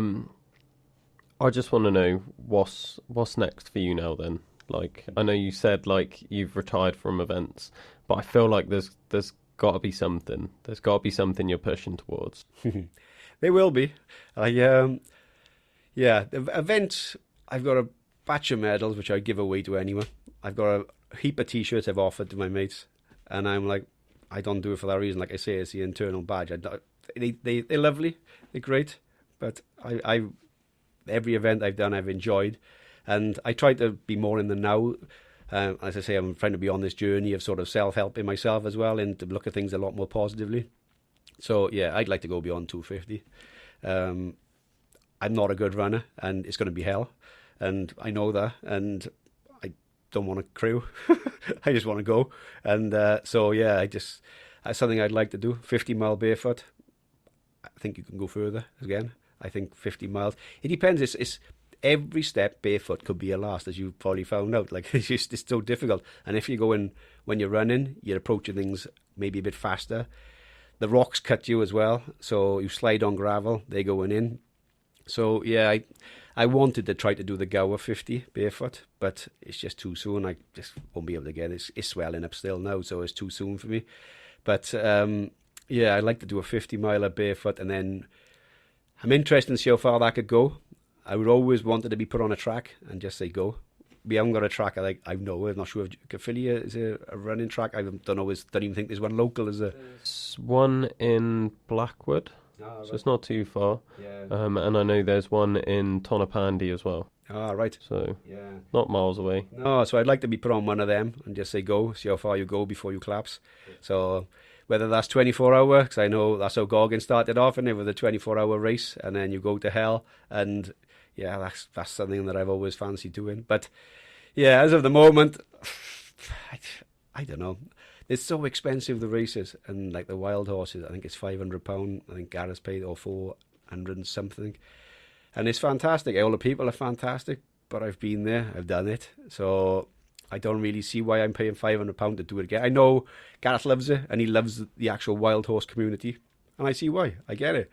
It's just for me, I don't run for that pleasure, and he loves running. So yeah, mentally, it was so tough, the wild horse, because he was our first 200. I remember we lay down in a doorway up by Brecon, and we got so cold, we couldn't even stand up. Our legs started working, and one of the other runners come past. I think she thought we were homeless guys, because we were under this foil blanket. We're trying to cutch up to get warm, and we just couldn't stand because our legs had gone dead, and I was tripping my nuts off. I kept thinking about Home Alone, you know, where they had the church and everything else. I kept seeing all these churches with Kevin in, and whenever Gareth's going, just shut up about flipping churches and Kevin. And then he started seeing all these wild horses and that, like, so yeah. So I understand where he gets this special connection, because it was our first race, and Reese, obviously, his wife, and that community with wild horse. But yeah, I'd like to go further than 250. I did look at a couple of rents which are about, I think there was 250, then there's the Spine's too expensive, Dragon's Back, very expensive, and yeah, I can sleep and run. I've done November beast, like, do you mean? That wouldn't frighten me. But for 1,699, I think it is, and with buying all the other kit, not really. But probably more interested in having the GPS off someone and saying go, like. And I'm not that gifted runner. I'm not going to be like Nathan. I'll use him as a reference again. He is very, very good. May say he's not a gifted runner, but he's very fast. And you may be the same. And Bob's a very good runner as well. If I was like that, or like Gareth, and able to finish top 10 regularly and whatever, yeah, that would work. But I'm not that gifted runner. I'm someone that just goes to hell and tries to hang it out and finish at the end. So, yeah, that's what it would be about with me, was to be just to see. I collapsed on the line of the Wild Horse. It was an absolute agony after 234. I collapsed at the end of the race across Scotland, but could have gone further. And even had a pint, which I don't drink, just so Gareth was happy. And I think we had a pint of Guinness or whatever it was. And just to make it, it was his event in my eyes. And he's like, no, it was our event. No, I only run it for you. Like, 'cause he's one of my best mates, like, and he deserved that. And I'm so happy that he got the buckle, because that's what it was all about for him. And but they were an amazing bunch up there as well, and I would recommend that race, like Wild Horse, to anyone. What an amazing place. Absolutely amazing. But yeah, I'd like to go further. That would be my whole incentive, was to be, I'm not sure where, when, perhaps the idea you said about Bob getting to take money off all his mates and trying to run home from France or something, I have no idea, but that would be something fun. So I'm not sure, but also I'd like to do it for a reason. Yeah. I think the why is huge, and this is always my reason to finish. There's always, and that's what I was saying to Gareth in Race Across Scotland. It's got to be a why. Like, you give me the why is you want it, you want to finish, and I'll do it all day. Like, do you mean? When the why is for charity, I'll do it all day. I'm quite happy to suffer for anyone else, like, you know. But to suffer for myself, like I say about my mind being weak, it wants out. It always wants out. And first step, it hates running. First mile was always my worst mile. I hate it. It sucks. Like, I mean, so yeah, there's got to be a why, and that would be for anyone else as well. Make the why a big why. Why do you want to do it? Why do you want to finish? The reasons, write your reasons down and make that why, like, you mean? And as long as you've got a why, the why has got to be bigger than the reason why not. And you'll always finish the race. Yeah. So, and that's how it's always gone so far. I just strap it up, off you go. Like, it's just, as long as it's not broken, you can just wrap it up. It's fine. Trust me. I like how a lot of what you're saying is about, like, your self-talk, like how you're approaching things, how you're, like, getting through these hard times. Is like, you've got to have that why. So you're telling yourself, this is more important than what I'm feeling. You're telling yourself, if I, like you said earlier, and I love this, if I finish it, I can go further. And it's all these stories you're telling yourself are so powerful. And I think you need to start looking at your own mental strength, because what you're doing is phenomenal. You might not see it as this, but, like, I'm inspired by talking to you and hearing of all your stories. And I think you need to start taking credit for your own mental strength, because mental strength to me isn't about, I feel good doing this. Mental strength to me is, I feel shit doing this. I want to give up, but I'm doing it anyway. And for me, you're showing, like, incredible mental strength. Thank you very much. That it means a lot, to be honest, to hear that. There's quite a few people that do say similar things, and this is why I'm working on self, is that I wouldn't have said thank you very much going back probably even a couple of months. I would have said, no, I'm average, like Nathan mentioned, and I'm an average runner. I am below average. You put me in a running pack, a group, and like, even when I'm in Caerphilly 10K and whatever, like, there's people absolutely smashing me, like, I mean, but that's not why I'm there. I'm there, like, they're giving me some energy just because they're that much better than me, and it is hell, like, I mean, and I'd like to be in the forest out of the way as well. I don't want to be in people everywhere. London with all these people watching me, like, I mean, and it's like, and they were amazing. Cardiff half, people watching. I just want to be out the way in the little woods, and just, so yeah, that is a big part of it, is the mental side. And yeah, like I say, thank you very much for that. It means a lot, and I do appreciate all the support I've had off people, and that's the reason why I want to show people and promote it as well, is that my self-esteem isn't great, my self-confidence isn't great. I struggle with that, and it's something that I'm working on this journey, and I'd like other people to work on themselves if they're struggling too, and I want to show people a way, and this is why I do it. So when they're seeing me on the pavement, and shirt off, shoes off, whatever it may be, freezing cold, that's why I'm there. It's just so they can look and they either think, look at that idiot there, or they may think back later in the day, well, that guy was out and he was chucking it down the rain. He didn't even have a flipping shirt on, like, I mean, he's still having a go. So it's to try to inspire people and push people further. And yeah, I hate it. It absolutely sucks, honest to God. So running sucks, and cycling, swimming. So that may be something that I do look at, and I hope Bob and everyone else. There's a girl in our work, Sian, she's doing it, and like Chomp, he did it 5 times, and people like that, the Iron Man and things. And mate Jeff as well, another guy I was talking to the other day, he's fantastic, and I love listening to people about their journeys and how it influences their family, and there's so many people that is actually suffering, and we don't really know, and people say as men, but I don't think it is just as men. I know the suicide rate with men and things is very high, and but I think it affects everyone, especially with the lockdown. I think there's a lot of youngsters that's been affected mentally by not being able to talk. And social media is easy to dislike, take the mick out of someone and whatever else. But I think there's a whole lot of people that do actually struggle. They put on this, and I try to look quite positive to people and things. But I'm not really as positive as I try to give off. But I'm trying to increase that now, so I'm trying to be more positive and everything else. And we put on this happy front, and not always are we that happy. So this is my way of dealing with that. And yeah, I'll be in hell, and I'll stay there for 200 miles, whatever it takes. I'll just be there. And it's hard sometimes, isn't it? You know what it's like, and even on the 50-mile or 50k walk, that's a hell of an achievement for being barefoot, because it's a long way. It's like walking to Cardiff and back, and Cardiff back, and then Cardiff again, and we don't really realise just how difficult that is. And the terrain is huge, isn't it? You can't have nice smooth pavements for all of that. At some point, that really would have sucked. Like it is a big factor, isn't it? Yeah. So yeah, yes, it's a big thing, is the mental side of it, and I think that's what's probably led me to the barefoot, is the mental side. Is I can make, and jiu-jitsu as well, is kids, grannies, whatever, they'd wrap me up in jiu-jitsu in seconds, humble me. Barefoot, every step can be your last.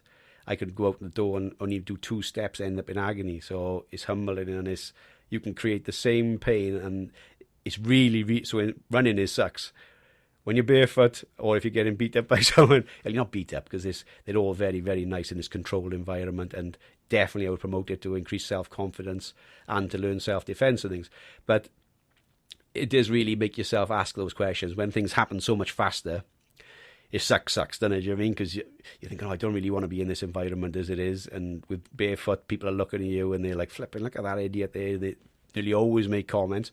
But I've actually had quite a few nice comments since I haven't been running, because I've been struggling to get around a bit. I've had quite a few people saying, oh, how come you're not running and everything else, which is nice, because that means people are noticing that you are trying to self-improve and you are trying to make things happen and things. So that's been quite nice, to be honest. But yes, it's a difficult one mentally, isn't it? It's a difficult world. If you look at it, it's very negative at the moment everywhere, and really it's not. We're all super safe compared to a lot of other people. We've got fantastic families or friends around us, communities, and we're all working to something, isn't we? And if you're not working to something, start working to something. Make it happen.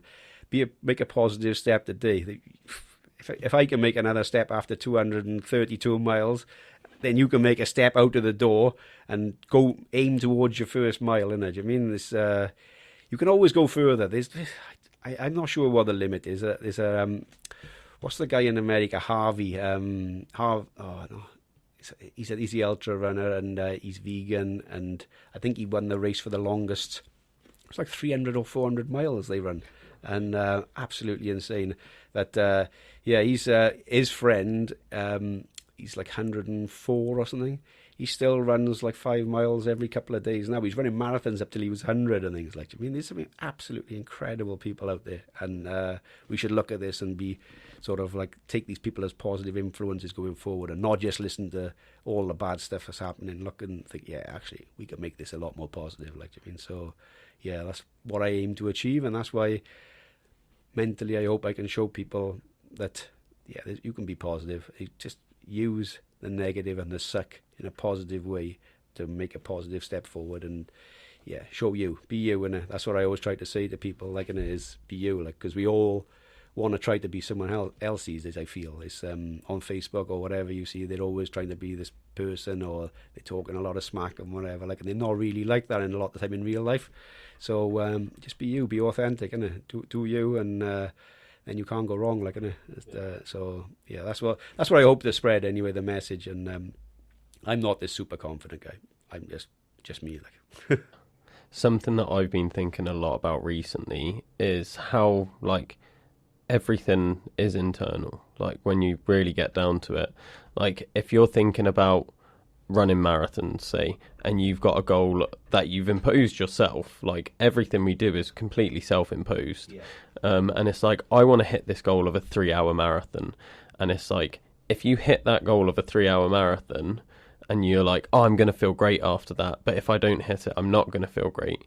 The only thing that's making you feel great is like you're getting this dopamine boost, but it's from yourself. Yeah, self-inflicted. And it's like, you could just look at being like, well, I didn't hit 3 hours, but I finished it, and I'm proud of that, and you'll still get the same dopamine. Yeah. It's not like there's something special about that time. No, I think it's reframing it, isn't it? So, and I think that's how my mindset actually works, to be honest. I think that I sort of put a point on there, and often I think that I don't achieve because I put that point or whatever it may be. And I think you're exactly right. I think that's where we need to sort of broaden it and look at the bigger picture. And that's the thing that whereas I'm able to finish all the time and I don't put a time on anything, and it's difficult to put a time on 100 or 200 anyway, isn't it? I mean, you think, yeah, might be today, might be tomorrow, but yeah, we kicked on the. So from the last part, going back to what you said then about these targets and things, we were aiming to be sort of late 70 hours, and then we thought it could be late 80s because it was really quite a tough course in Scotland. So we got to the last checkpoint, and I said, I feel quite good, like, I mean, should we hunt these ones down in front of us? And he's like, what? So let's go. So we did a fast, like, last 20 odd miles, like, and we overtook two lads who just smashed us in the night, like, and Gareth's toes are all strapped up. But yeah, we aimed for that time from there, and we wasn't disappointed at the end because we were well within the time that he wanted to finish out. To me, like I say, it's not about time with me, but he wanted to get home because his wife was driving and everything else, and so there was a lot of factors involved in that. But yeah, I think if we just set a target at the start of finishing, we would have probably been a lot more sort of like happier on the line as well. Do you know what I mean? So for me, it was all about that, and I thought, when I didn't think that he wanted it initially, I thought we're just going to be on the way home now, like, because he doesn't want it and everything else. But in his mind, perhaps he did have a time involved and things, and that's what he was, because of the weather was so hot, perhaps we were falling back on that, which was making him feel a bit, well, this isn't going to go exactly the way I wanted it. Like, so it was like a heat wave, honestly. It was just unbelievable. It must have been like high 20s in Scotland, and with I didn't take no sun cream and I was burnt. And I was like, we're in Scotland, like, they forecast rain, like. Honestly, it was absolutely insane. It was like being in Yosemite when I went to Yosemite a couple of years ago. It was so hot, and but so cold on top of the mountains and things. We had a storm come in, and we were the last ones to take the high route, and we couldn't stand up. It was just blowing us over every time we stood up. It was just absolutely scary, like. It was a massive cliff drop. So I think maybe that, yeah, I think perhaps he'd set a time in mind, and then because we were falling behind because of the heat and everything, perhaps that's what sort of deflated him a little bit. So, but yeah, I think that's right. I think we should make a broader picture and look at the actual achievements. And something that I've tried to do as well is not just look at the bigger picture, is break that down into smaller sections. So say that you were aiming for that 3-hour marathon and you hit that for the first part of it, the first 10K, for the first half marathon, whatever, but you just didn't quite get it in. You just hit it for the first part of it. So you're not a million miles off hitting that overall. So there's still a massive benefit to take out of that. And then when you check your Strava and whatever, oh, well, I did hit the target all the way up to you. It was only in the last section. So I know how I should do that differently next time. Or it may have even been you've had a group of runners in front of you who have been blocking you for the last. So it may not even have been your fault because it gets quite congested in it on the marathons, which I found out with the ironing board. So yeah, it's not always down to circumstances sometimes. So yeah, but I think we should make a bigger picture and just break it down into smaller sections. Even the couch to 5K, if you can run for 1K, it's fantastic. I mean, look at the broader picture. You've just made a big step towards that 5K, and yeah, it's only a bit like 100 miler. You've done fantastic over the 20 miles with a couch to 5K. You've done fantastic over the 1K. It's just smaller sections, isn't it? Do you know what I mean? So it's all the same. It's only distance. distance is distance. It's just you're going to work your way up to wherever you want to be in it. So yeah, praise yourself for the small goals and then the small gains. I think you're definitely right on that. Yeah, I've only come to that realization recently, or been thinking about it. Like, I'm still struggling to deal with that myself, because like I told you, I ran the rhythm and I was in a sling the whole time, but I had a set goal. I was like, I want to do 6 hours. And I didn't hit the 6 hours. And I know as soon as it hit the 6 hour mark, and I was like, there's no way I can finish because my goal's done. I was in a foul mood for the rest of the thing. I was just walking. I was like, there's no point running now. Like, I'm in pain. Like, I'm not going to hit 6 hours. There's no cut off. I'll just walk the next hour and a half. Finished it. And I've been struggling to feel that achievement, because I was like, everyone's like, wow, you just ran 50k in a sling. They're like, that's incredible. And I'm like, oh, but I didn't do it in my 6 hour goal. They're like, you set that 6 hour goal when you was fit and healthy, and now you're injured and you're still running and you've done it in a sling. Like, that's incredible. Most people won't ever bother trying to do an ultra, and you've done it while injured and pushed through. Like, how are you not happy? And I'm like, because I had that goal in my head. And that's all me, self-inflicted. I'm harsh on myself, and I've always been harsh on myself, and that's what's pushed me to work harder. But you also have to then recognise, like, I did do this amazing thing. Like, that was still an hour improvement on my other 50k PB. I've got an hour PB, and I'm disappointed with that, because it wasn't like a 2.5 hour PB, and it's just...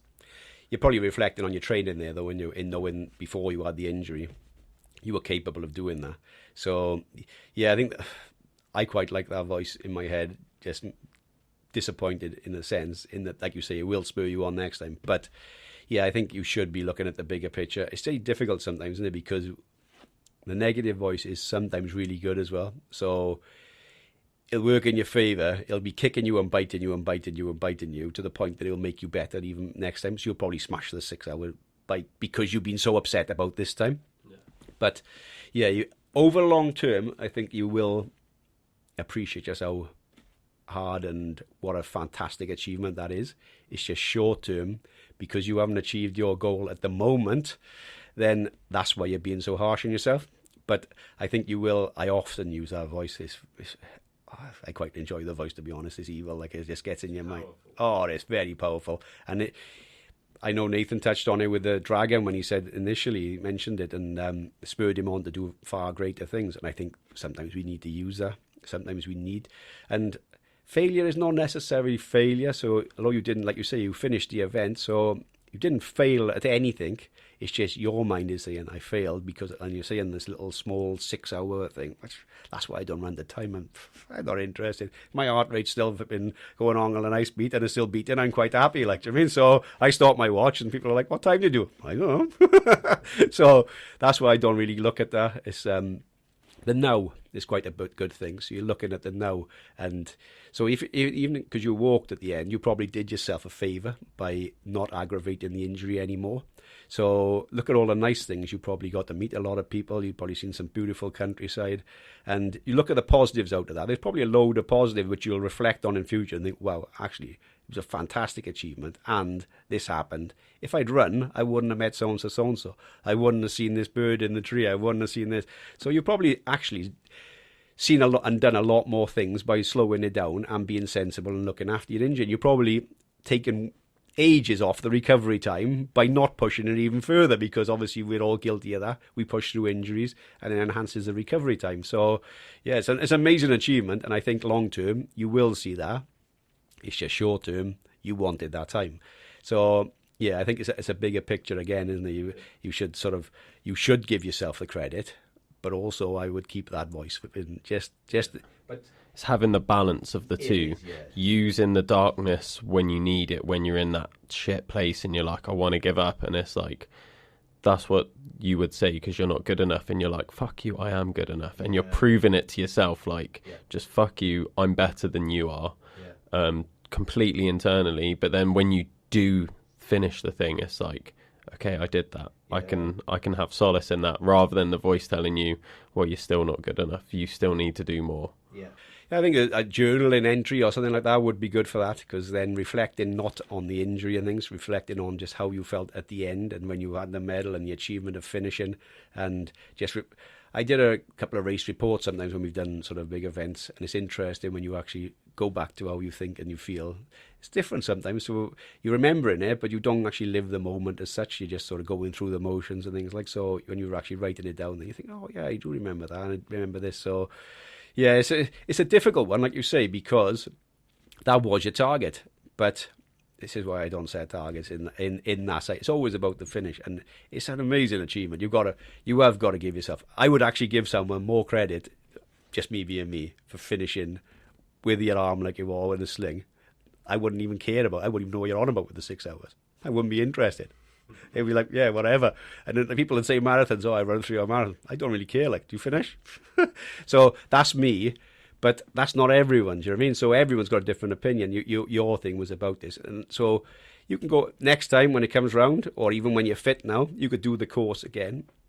Maybe hide some snacks or whatever along the way, or call in and get some food, and I'm sure you'd break the 6 hours. So, and that would just silence that doubt in your mind, wouldn't it? Because obviously that's the doubt because you wanted to do it, like, do you know what I mean? But yeah, it's a crazy achievement, and when you look back at races, there's not many other races where you have adversity like that. I love the adversity side. Like, I mean, the adversity is why I'm there. Like, the more adversity I have, the better the fun is. Really, it's hell. It's absolute hell, but to cope with all these different things, to cope with the pain of your shoulder, and like you said, it's giving you problems now with the IT band and everything else, to cope with all that and still be able to process it all, calm the mind down and think logically and think of a way out, is amazing. That's what it's all about for me. Like, and that's why I do the events, is because when it comes to life and the job sucking, I don't know, whatever it may be, you're in a situation that's really, really hard and whatever, think a way out of it. And that's why I go back to it. Like, and that's the only reason I do it, is for those exact times. So that would be perfect for me. Race across Scotland with stress fracture, perfect. That's exactly where I want to be, really, because I got to think a way out of it. It's hell. You just got to find out to deal with the hell of not enjoying the actual running and the event, to actually dealing with pain, to doing this and do that, and then it'll be inspiring long term. And I'm sure it probably inspired you on the day, because so what did you walk the last? Must have been like a good 10k. Oh, that's nothing. You did the entire event, so you did 44k running, and then that's a wind down. It's good in the math theory and things to cool down, so that's perfect. You had a cool down at the end. That's all it is. Like, so what was the time you got in the end? 7:31. So it's still a really good time, isn't it? It's a tough course, and especially if your arm, because you can't do the arm movements, is a lot of hills. So up, down, you're restricted. That is quite. I'm not surprised that you've got carrying another thing, because you haven't got the actual movements you need, and whether you use poles or not, really, that is a tough climbing course, isn't it? To be messing around really with one arm in a sling, like. So hats off to you, man. But next time, the lesson would be, probably don't do it. Is to rest it and speak to Reece. Say, can I defer it till next year because I got my arm in a sling, like, you know what I mean? But yeah, take all the positives. I take my hat off to you, man. I love that, because it's just adversity, like, and I think a lot of people would be more inspired by that, especially people that may have an arm in a sling permanently or something and think they can't do it. They actually can. And I would take more from that you would inspire people to think they can't do it because of a restriction of some sort, and it's showing them a way. So that's what I would take from that. I wouldn't even, who cares about time, like, do you know what I mean? Anytime I'm all that bothered about time is when I'm finishing work and I want to get out of there, like, do you know what I mean? But time is irrelevant. It's just about being there, isn't it? So yeah, use it as fuel, man. And the same to anyone else that's had disappointments with runs and things. It's all about fuel, isn't it? Just using it to motivate you, go further, try to inspire others, and I'm sure you will inspire many people who hear that, because they know now that they can attempt these things, whereas before possibly they wouldn't. So yeah, it's great, man. Fair play to you. Cheers. Well, the question I ask everyone at the end of the podcast is, if you can set a challenge for the listeners for the week, what would it be? Well, there's probably a couple of challenges you could do. I would probably say barefoot is the grounding is a big thing for me at the minute, especially in that so many people just are disconnected with life, the earth, and just do not feel the power within themselves, really. So it's about being in the present, and I find grounding really does help with that.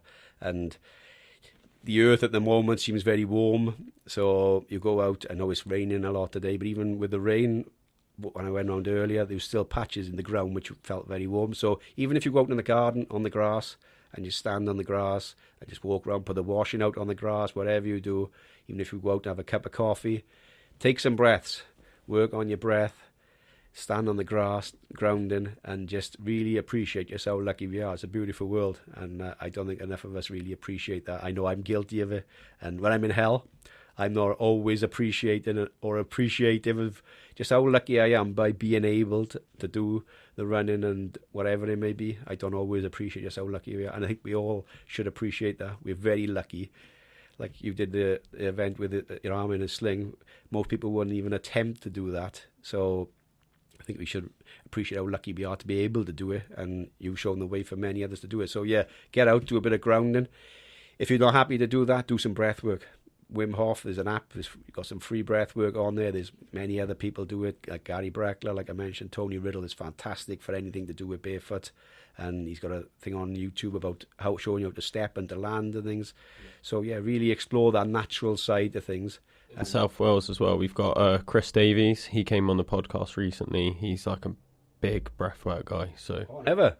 I'll have to have a look. I'll have to get me to send me the link, because breath work is something that I've really been trying to work on lately, and it does really, really help you. It anxiety, stress, whatever it may be, it does really bring you back down, helps you compose yourself, and it makes you see the world in a better place. It's just absolutely brilliant. I try it when I'm in the cold plunge, when I'm out running, and really been trying to work on breath work through the mouth, but also through the nose. So I'll definitely have a look at that. That's fantastic. Yeah, so please send me the link for that. Yeah, will do. Awesome. Nice one. Thanks for coming on, and good luck with whatever you end up doing, whether it's a 250 or a 50-mile barefoot. Yeah, so, well, if it's a 50-mile barefoot, you're coming along.